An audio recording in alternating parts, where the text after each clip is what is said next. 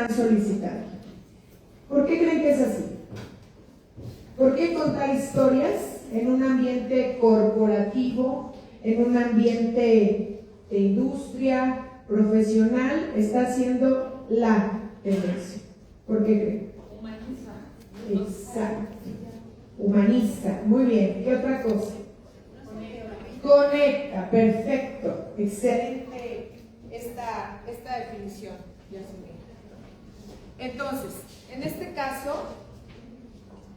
ciertamente, gracias, el tema del storytelling es algo que humaniza, es algo que conecta, que genera esa cercanía y que por supuesto es muy atractivo en todo tipo de entornos. Entonces, el storytelling, ¿qué es lo que hace? Transforma mensajes comunes en mensajes que impactan. Y la verdad es que todos, sin excepción, somos storytellers, ¿sí o no? Todos tenemos historias que contar. Desde cómo fue que llegaste aquí, a lo mejor cómo es que tuviste tu primer trabajo, por qué estudiaste lo que estudiaste. O sea, les puedo dar una lista de situaciones con las cuales nosotros vamos a ver que todos, sin excepción, contamos historias.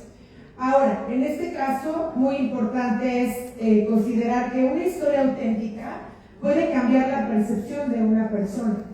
Fíjense que a partir de la pandemia hay algunos aspectos que se generaron de manera muy fuerte, como por ejemplo los liderazgos más humanos, lo que comentaste, ¿no? O sea, antes de pandemia capaz que era así como la era en la que el líder, bueno, todo lo hacía bien, perfecto, no sé qué. Llegó la pandemia, o sea, perdón, pero a todos nos pasó de todo, todos tuvimos miedo, todos vivimos de todo. Entonces los liderazgos se volvieron humanos, se volvieron cercanos, se volvieron auténticos. ¿Y qué creen? Una palabra que probablemente no ubiquemos y que eso es lo que nos da también la parte de las historias: vulnerabilidad.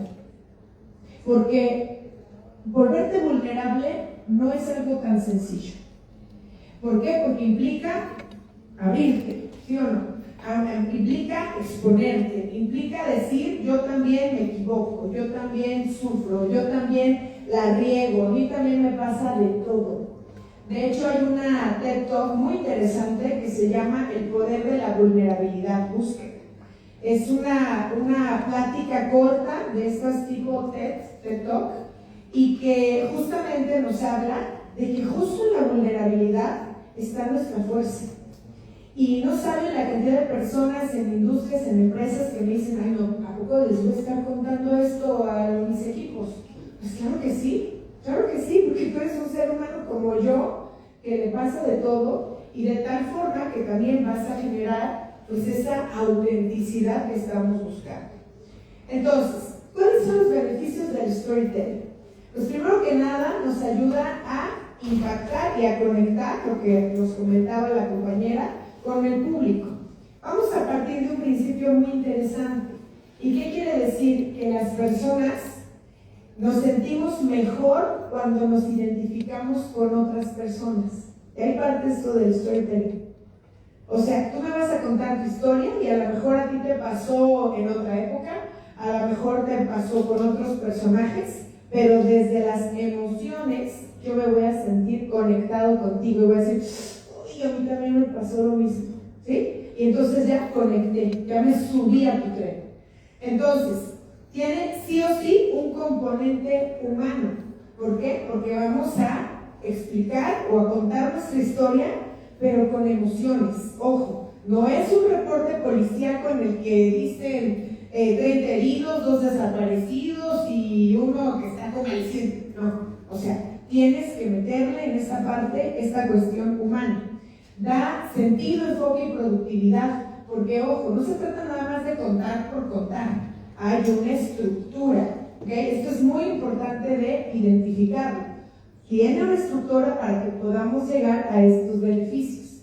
Una historia se puede transmitir con palabras, con imágenes, con sonidos. O sea, no nada más lo puedes hacer de manera verbal, a lo mejor puedes complementar esto con una imagen.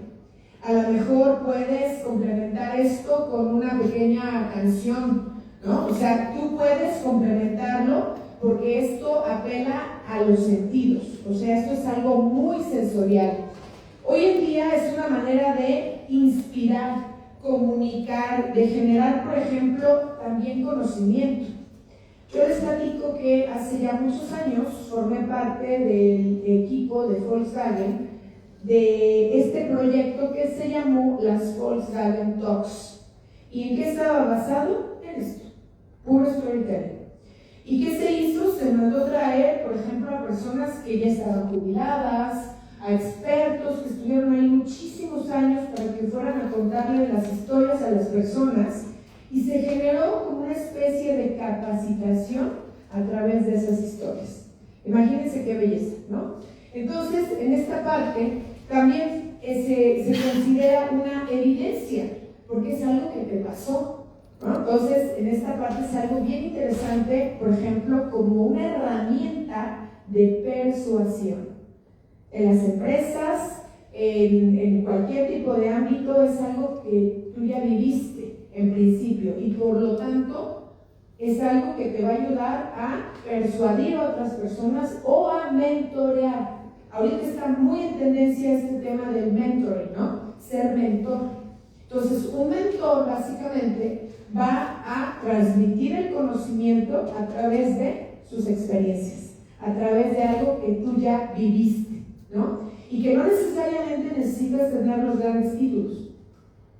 Un mentor puede ser tu abuelito, un mentor puede ser tu papá, puede ser un vecino con el que te lleves súper bien. ¿Por qué? Porque desde su experiencia, desde sus historias, te va a transmitir algún tipo de mensaje o de conocimiento. Entonces, en este caso, el storytelling va a ayudar a generar esa confianza en las personas y por lo tanto a generar un cambio. Este es el poder del storytelling y por lo tanto, ya para tener un beneficio así enorme, es el liderazgo caminando. Acuérdense que una de las principales características de los líderes es precisamente persuadir, convencer, generar cambios a través de ¿qué? De la palabra. Lógico, a través del ejemplo, ¿no? Pero la palabra es una de las cualidades, por así decirlo, más importantes que un líder debe, pues, generar, ¿no? Ahora, acuérdense también otro tema, porque a veces cuando empiezo a hablar de liderazgo pensamos que el líder es como la máxima autoridad en un lugar, y eso no es así. Hay un libro que se llama El líder que no tenía cargo, y precisamente el autor dice, o sea, no necesitas tener un cargo, un titulazo para ejercer tu liderazgo. O sea, porque en principio todos sin excepción somos líderes. El tema es, hay que detonarlo en nuestras diferentes áreas, en casa, con la familia, ¿no? Que es uno de los puntos que aquí el instituto trabaja tanto, y ahí todos sin excepción, no importa que seas el hermano menor, todos podemos ejercer ese liderazgo. Entonces, en este caso, ahí están los beneficios del storytelling. Vamos ahora a ver cómo podemos empezar a estructurar todo esto. Entonces, de entrada recordemos que nuestras palabras tienen poder. Nuestras palabras tienen poder. Por lo tanto, hay que saber usarlas de una manera inteligente. Y más hoy en día que, por ejemplo, tú abres tu celular y sí o no, ya es un bombardeo de mensajes. Abres tus redes sociales, Dios santo. O sea, es una cosa que son millones de mensajes al día, porque a un lado, al otro, o sea, por todos lados. Por lo tanto, algo que sí es muy importante es que sepamos usarlas de manera estratégica, para sumar, ¿cierto? No para restar o para destruir. Por eso es que las palabras tienen poder. Hay otro libro, les voy a estar recomendando miles de libros, aparte del mío. ¿Por qué? Porque a mí me encanta leer. De hecho, tengo un club de lectura al que son bienvenidos. Y en este caso, por eso tengo tantos libros a la mano y frescos, ¿no? Hay un libro que ese, seguro a ver quién ya lo leyó, el de los 4 acuerdos. Levante la mano quien ya lo leyó. Belleza del libro, si no lo han leído, pero corran, es una belleza. Los 4 acuerdos de Miguel Ruiz. que está basado en la filosofía tolteca. Bueno, el primer acuerdo, ¿cuál es? Ya lo leyeron. Sé impecable con tus palabras. ¿Por qué? Porque con tus palabras puedes empoderar, hacer sentir a una persona súper especial, o la puedes hacer puré, pedacitos. Por eso es que todos los que estamos aquí tenemos ese don de poder comunicarnos a través de la palabra. Bueno, pues hay que ser muy responsables con esto. Entonces, aquí, como les dije, todo lo que van a ver ahí está en el manual que descargaron. De hecho, lo pueden ir siguiendo, ¿no? Para que vayamos en la misma línea. Y les tengo un checklist, ¿no? Una lista como para hacer check, para ir considerando los diferentes criterios que tenemos para poder armar una historia. Primero, debemos saber, o sea, tenemos miles de historias, pero tú debes ir escogiendo aquella historia que va acorde a lo que vas a tratar. No se trata nada más de contar historias, debe tener un contenido apropiado al objetivo que tú estás persiguiendo. Por otro lado, también algo que es importante es que el significado de la historia sea fácil de entender. Acuérdense que una de las claves importantísimas en comunicación es, y anótenlo, la sencillez al hablar. Tú lo puedes hacer tan complicado que la persona se va a quedar así como de ¿qué me quiso decir? ¿No? O sencillo. Ahí les va. Aristóteles dijo: piensa como sabio, pero habla como el pueblo. Entonces, si quieres que las personas entiendan tu historia, hazlo fácil. Y bueno, Coca Sevilla dijo, yo soy Aristóteles, pero Coca Sevilla dijo: lo que no se entiende, no se vende. Entonces, si tú lo haces así muy gaigoleado, ¿no? Y empiezas a usar unas terminologías que no te lo entiende nadie, pues entonces no vas a llegar a ese objetivo. Por lo tanto, hazlo sencillo. Otro punto interesante es hacer esto dinámico. O sea, y ni se preocupen, porque para contar historias, para poder desarrollar esto, vamos a contar historias aquí. O sea, estamos aquí también para desarrollar todo esto. Entonces, es importante hacerlo dinámico. ¿Qué tenemos que tomar en cuenta? Muy importante, fíjense, en comunicación, la comunicación se divide en dos. Es comunicación verbal y no verbal. Verbal, la palabra lo dice, verbo, quiere decir palabra. Entonces, la comunicación verbal se subdivide en dos. Toma en cuenta esto. En la comunicación oral, como ahorita estoy hablando, y escrita, ¿no? Tú mandas un correo, mandas una propuesta, mandas a lo mejor un WhatsApp, etcétera, y escribes, ¿no? Entonces es a través de la palabra que dijimos que es oral o escrita. Y luego, no verbal está facilísimo porque es todo lo que comunicas sin palabras. Entonces, en el número 3, ahí viene el poder de que tú puedas ser expresivo, y más en las historias, ¿no? Más en las historias. Entonces, tu lenguaje corporal, tus gestos, tus expresiones, esto es importantísimo. Hay una película, a ver, levante la mano quien ya la vio, que se llama El Lobo de Wall Street. ¿Quién ya la vio? Levante la mano. El Lobo de Wall Street. Bueno, El Lobo de Wall Street, ¿se acuerdan quienes la vieron y quienes no? Fin de semana ya se acerca y es una película interesante, ¿no? Para que la vean, sobre todo porque el protagonista, que en esta película está interpretada por DiCaprio, una excelente actuación, es un personaje real que se llama Jordan Belfort.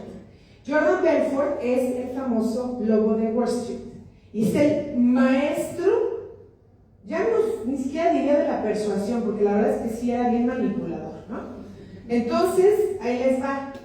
¿Quién me dice cuál es la diferencia entre manipular y persuadir? Porque luego a mí me dicen, no, es que tú enseñas a la gente a manipular. Y yo así de, no, yo no enseño a la gente a manipular. A ver, ¿cuál es la diferencia?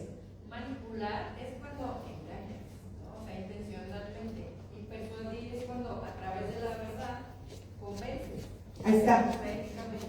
Ahí está. Entonces, fíjese, la realidad es que ambos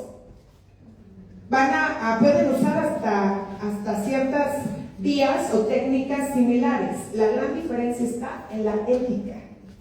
En la ética, ¿sí? Entonces, en este caso, regresando a esta parte, bueno, Jordan Belfort escribe un libro que se llama El Camino del Lobo, se los recomiendo, El Camino del Lobo, en donde él pues te da un montón de técnicas para poder persuadir. Entonces, varias de estas técnicas tienen que ver con esta cuestión de lo no verbal. Ahora, en este caso, por ejemplo, él afirma, y aquí se los estoy comentando, ya les estoy aquí dando un montón de tips para que ahorita que hagamos estas dinámicas, bueno, podamos tomar en cuenta todo esto. Que el 80% para persuadir, según Jordan Belfort, y yo también coincido en esto, tiene que ver con el manejo de tu voz. Tu voz es emoción, tu voz proyecta todo. ¿Qué pasa cuando te acaban de dar una mala noticia? ¿Cómo está tu voz? Apagada, bajita, ¿no? Pero ¿qué pasa cuando estás súper emocionado, cuando estás así? Va así, vibrando alto, ¿no? Sí, vibrando alto. Entonces, en este caso, para poder hacerlo dinámico, fondo y forma. Porque es importante que también esté buena la historia, bien estructurada, pero la manera en la que lo vas a contar es fundamental. Otro criterio importante, la duración de una historia es de 90 segundos, ¿sí? La duración de una historia es de 90 segundos. Para nuestro taller la vamos a hacer más cortita, ¿ok? Pero, o sea, en 90 es no más. ¿Qué pasa si yo la hago como de 5 minutos? No, pues mi audiencia se va a dormir, o sea, y van a decir, bueno, ¿por dónde vas? O sea, como que me estás dando ahí vueltas, ¿no? Entonces, en este caso, 90 segundos. Lo ideal es que tú lo cuentes desde una experiencia personal, de algo que tú ya viviste. Eso es lo mejor. Otra de las claves para comunicarnos con impacto tiene que ver con el conocimiento. Ya les platiqué, las 5 claves de una vez se las doy. La primera es sencillez, que ya les platiqué lo que decía don Aristóteles, ¿no? La número 2 es conocimiento del tema. No hay nada como que lo cuentes desde ti. Dicen los más grandes oradores de la historia que tú debes hablar de lo que conoces, de lo que has vivido, de lo que has experimentado. Si yo pregunto aquí a todos los que estamos aquí, ¿cómo les fue en pandemia? Yo estoy segura que cada uno de nosotros tiene historias diferentes, ¿sí o no? Cada uno. Partamos de mi diseñador. Mi diseñador fue el hombre más feliz del mundo en la pandemia. Yo lo veía así como de, ¿por qué? Pues porque no tenía que ver a nadie. Al hombre le choca a la gente, le molesta, o sea, esto era para él así como que horrible, ¿no? Entonces fue feliz. Imagínate su historia. Cuando la mayoría estábamos de, ay, que no nos abrazamos y que no nos podemos ver y tocar y como la Navidad en Zoom y esas cosas, ¿no? Entonces, esa clave es importante. El tema de hablar desde lo que tú has vivido, porque nadie lo va a contar como tú. ¿Estás de acuerdo? O sea, igual yo te lo digo y tú lo cuentas por mí, pero no va a ser igual que yo te lo platique. Después, otro punto muy importante es si tú hablas en un contexto emocional. Entonces, tu lenguaje tiene que ser emocional. Yo sentí, yo viví, a mí me pasó y entonces me sorprendí, ¿sí? En un lenguaje emocional. Porque si no, no logramos el objetivo, si no queda como un reporte frío, ahí como les digo, policíaco, ¿no? Y pues no queremos esto. Y otro punto muy importante, número 7, es generar esa parte de intriga, generar esta cuestión de suspenso, de curiosidad, para que tu audiencia se quede así y diga, y luego, ¿no? Así como de, ¿y qué pasó? ¿No? A ver, yo les voy también a dar algunos tips, que esto pues, seguramente lo harán el fin de semana o después. ¿Quiénes de aquí tienen contacto con niños, niñas? Bueno, quienes no tengan contacto con niños, por favor pídanlos prestados a sus papás, les van a hacer un gran favor y a ustedes también se van a hacer un gran favor, porque dicen por ahí que los niños y los borrachos, no les digo que se sienten unos borrachos porque no va a resultar igual la dinámica, Entonces se sientan ahí a unos niños y ¿qué van a hacer? Les van a estar contando cuentos. Oye, los tres cochinitos, ¿qué otros se saben? Hansel y Gretel, ¿cuál? Caperucita Roja, o sea, no sé, ¿cuál? El patito feo, fíjate, sí, me acuerdo. Entonces, cada quien tiene ahí cuentos, ¿no? Y te sientas ahí a los niños.